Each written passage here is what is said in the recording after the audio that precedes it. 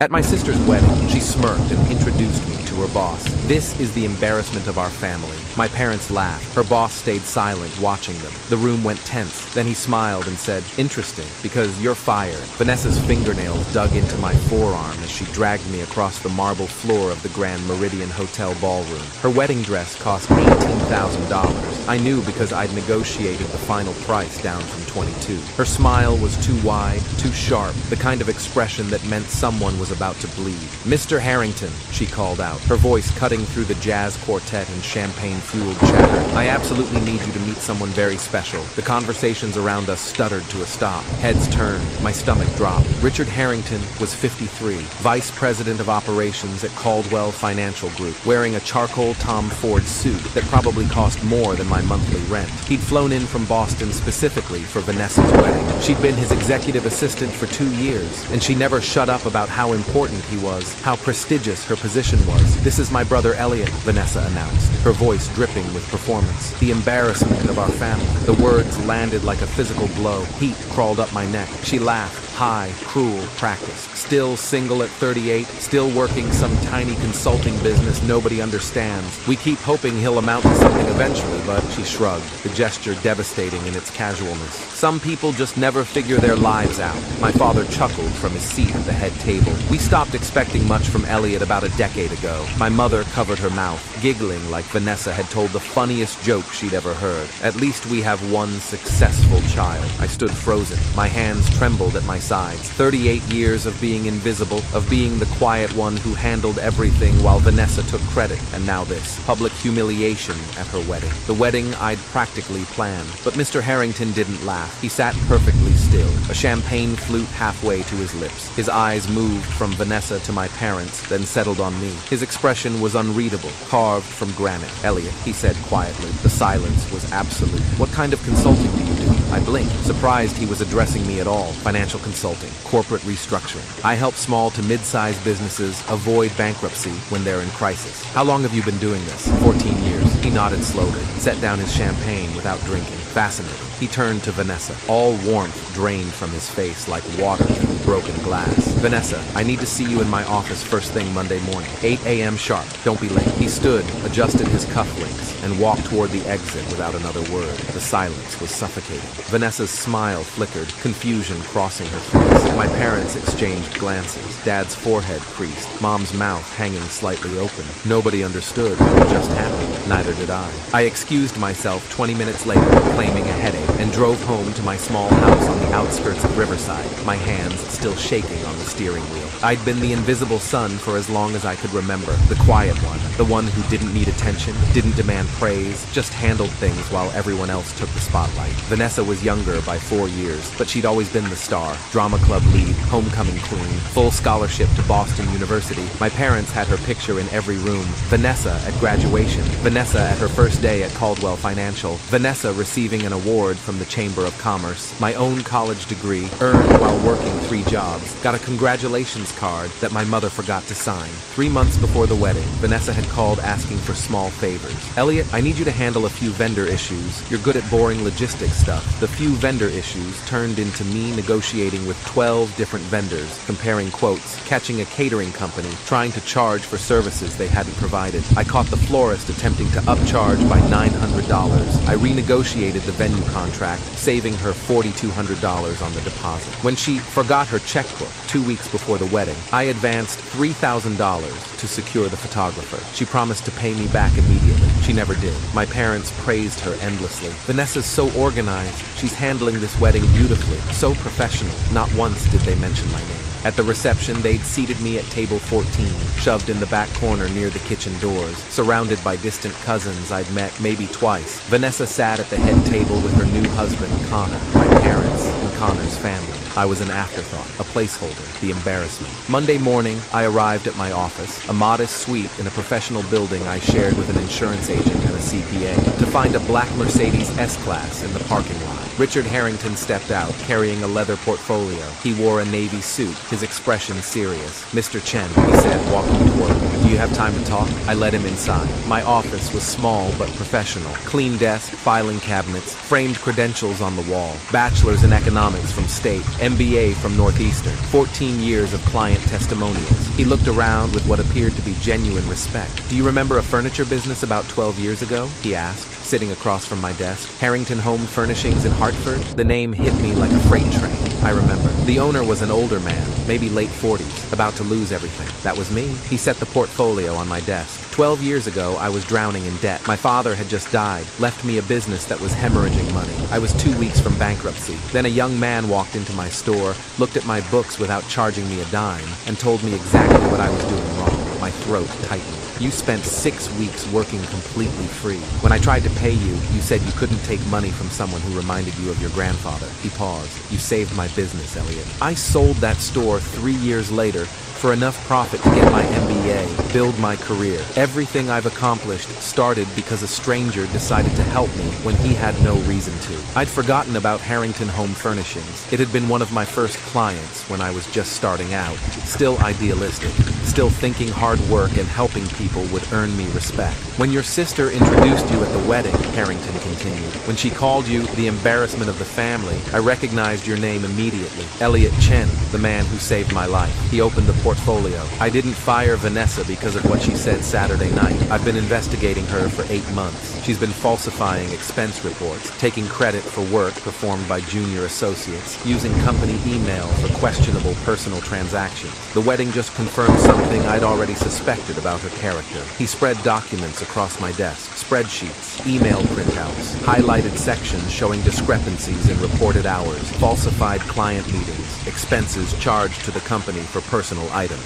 Sharon Vega, 22 years in corporate forensic accounting, discovered the pattern 6 months ago, Harrington said. Vanessa claimed to have negotiated a contract with Patterson Industries. The contract was actually negotiated by Daniel Kim, a junior analyst. Vanessa added her name to the final documentation and took the commission, $47,000. I stared at the papers. There's more. She's been charging personal expenses as business costs. Gym memberships, clothing, a vacation to Turks and Caicos she claimed was a client development trip. All told, roughly $83,000 in fraudulent charges over 18 months. Why are you telling me this? Because I'm offering you a consulting position. We're restructuring our subsidiary operations. 3 companies, combined revenue of $40 million. I need someone I trust, someone with integrity. He slid a contract across the desk. 6-month project, $200,000. I couldn't speak. There's one more thing, Harrington said carefully. During the investigation, Sharon noticed unusual patterns in Vanessa's personal finances, large deposits from accounts shared with your parents. If I were you, I'd look into any family financial arrangements very carefully. I spent the next week digging through old documents, bank statements I'd saved from college, letters from my grandfather before he died, and finally, the truth. My grandfather's education fund had contained $95,000 when he died 16 years ago. The will specified it be split equally between his 2 grandchildren, $47,500 each. Vanessa had received her full amount. It paid for her entire college education, her apartment in Boston, her first car. My share had been invested by my parents in a business venture that didn't work out. They'd never told me. I'd spent 10 years paying off student loans I only had because they'd stolen my inheritance. The bank records were clear. My $47,000 had been withdrawn by my father, then transferred into Vanessa's account 3 months later. She'd graduated debt-free while I worked 3 jobs and ate ramen for dinner 6 nights a week. I sat in my office staring at the documents until my vision blurred. 2 weeks after the wedding, Vanessa called. Her voice was sweet, desperate. Nothing like the cruelty at the reception. Elliot, we need to talk. This thing with Mr. Harrington, it's a misunderstanding. You know how these corporate investigations blow things out of proportion, do I? Just tell them you helped me with some of those reports, that we collaborated. We're family, Elliot. Family protects each other. You called me the embarrassment of the family in front of 100 people. That was a joke. God, you're so sensitive. I was just trying to be funny. Look, if you don't help me, this could destroy my entire career. They're talking about criminal charges, Elliot. I could go to prison. You committed fraud, Vanessa, because I was under so much pressure. Do you have any idea how stressful my job is? I made mistakes. That's all, mistakes. But if you tell them we work together, I'm not going to lie for you. You owe me. Her voice turned sharp, the mask cracking. I let you be part of my wedding. I introduced you to important people. You You owe me. I hung up. 3 days later, Richard Harrington called me into a conference room at Caldwell Financial Group's regional office. He was joined by Sharon Vega, mid-50s, silver hair, sharp eyes behind designer glasses, and Marcus Reeves, the company's director of legal affairs, late 40s with the tired expression of someone who'd seen too many cases like this. We found something else, Sharon said, sliding a folder across the conference table. During the forensic audit, we discovered emails in Vanessa's sent folder that appeared to come from your email address. My stomach dropped. They're fake, Marcus said immediately. Created to look like you were advising her on how to manipulate expense reports and client documentation. She was setting you up as a co-conspirator. Sharon opened her laptop, showing me the emails. They had my name, an email address similar to mine, but with a slightly different domain. The content was damning. Detailed instructions on how to falsify reports, how to claim credit for others' work. The metadata tells the real story, Sharon continued. Every single one of these emails was created from Vanessa's work computer. The IP address traces back to her desk. The timestamps show they were all created in a 3-hour window last Tuesday night, after she knew we were investigating. She tried to frame you, Marcus said. If this had worked, you'd be facing criminal charges alongside her. I couldn't breathe. My own sister had tried to destroy me to save herself. The company hearing was held on a Friday afternoon. I wasn't required to attend, but Harrington invited me to observe from an adjoining room with one-way glass. Vanessa sat across from a panel of 4 executives: Harrington, the CFO, the chief legal officer, and the head of HR, a woman named Patricia Carmichael, with 28 years of corporate investigation experience. They presented the evidence methodically: the falsified expense reports, the stolen work, the fabricated emails, the metadata proving she'd created them herself. Vanessa tried to charm them, tried tears, tried anger. Nothing worked. Vanessa Chen, Patricia Carmichael said, her voice cold and professional. You are terminated effective immediately. The company will be pursuing full restitution for fraudulent expenses totaling $83,000. We will also be reporting this matter to law enforcement for potential criminal prosecution. You can't do this! Vanessa stood, her face red. My family has connections. Your father has no connections that matter here, Harrington said quietly. You're done, Vanessa. Security will escort you out. I watched her leave through a back elevator, a security guard on each side, carrying her personal items in a banker's box. That evening, I called my parents for the first time since the wedding. Elliot! Mom's voice was bright, oblivious. We were just talking about you. Did you hear about poor Vanessa? She's going through something difficult at work. I told her you might be able to help her find a new job. I know about grandfather's education fund. Silence. I know you took my $47,000 and gave it to Vanessa. I have the bank records. I have the transfer receipts. I know everything. More silence. Then my father's voice, defensive. That money was invested. It was stolen. You stole my inheritance and gave it to your favorite child. While I worked 3 jobs and ate ramen, she was living in a luxury apartment with my money. Vanessa needed opportunities, Mom said, her voice weak. She had so much potential, and I had nothing? I had no potential? I was just the embarrassment? We were going to pay you back, Dad said. Eventually, when things were better. 16 years. You had 16 years. Instead, you laughed when she humiliated me at her wedding. A wedding I planned, that I paid $3,000 for. I hung up before they could respond. 4 weeks after the wedding, the family held a dinner at my Aunt Margaret's house. I almost didn't go, but Aunt Margaret had called me personally.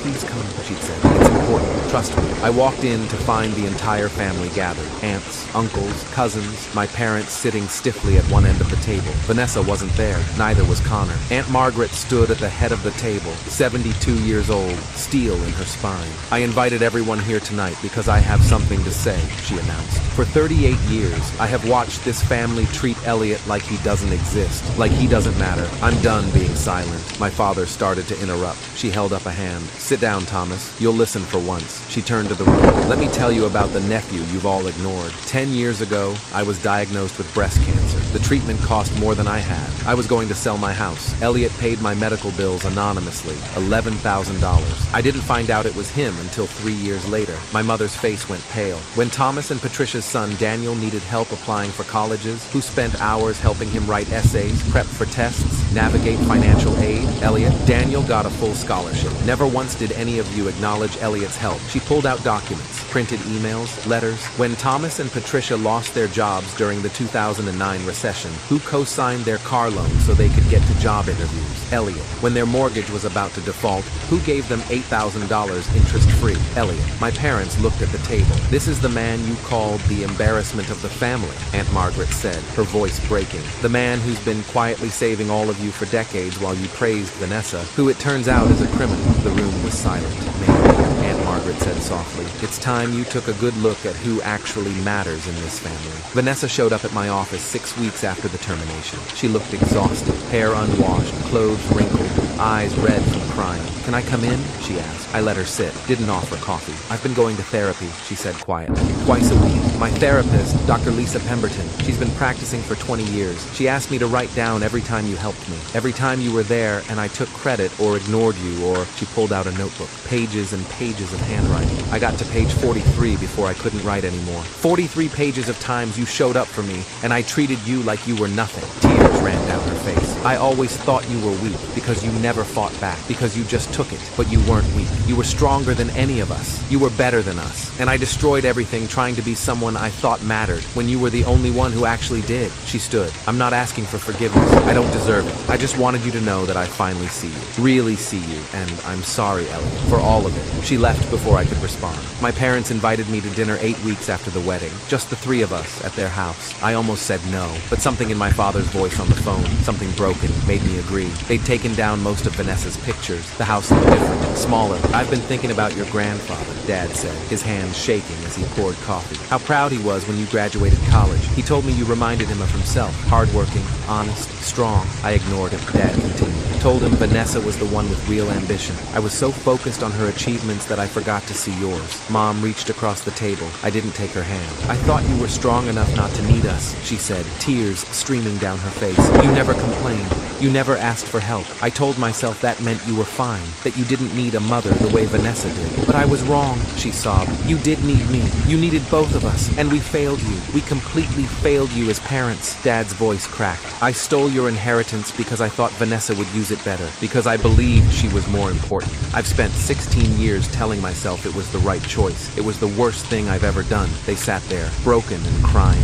and I felt nothing, then something. Not forgiveness, not yet, but maybe the possibility of it someday. I need time, I said. Years probably, and I need you to understand that I'm not the embarrassment anymore. I never was. You just didn't want to see me. We see you now, Dad whispered, finally, and you're extraordinary. 6 months after the wedding, Richard Harrington and I launched a program through Caldwell Financial Group, providing pro bono restructuring services to small businesses in crisis. We called it the Second Chance Initiative. The first business we saved was a family-owned bakery in Hartford that reminded me of Harrington Home Furnishings. The owner cried when I told her the consultation was free. Why would you help me? She asked. Because someone helped me once, I said, and I'm paying it forward. When the local paper wrote about the initiative, my parents sent me the article with a note. Proud of you. Finally, I put it in a drawer, not because I needed their approval, but because I no longer depended on it. 3 months after that, Vanessa sent me a card. She'd taken a job as a junior accountant at a small firm, making a quarter of what she'd earned before. The card was simple. You were never the embarrassment. We were. Thank you for showing me what integrity looks like.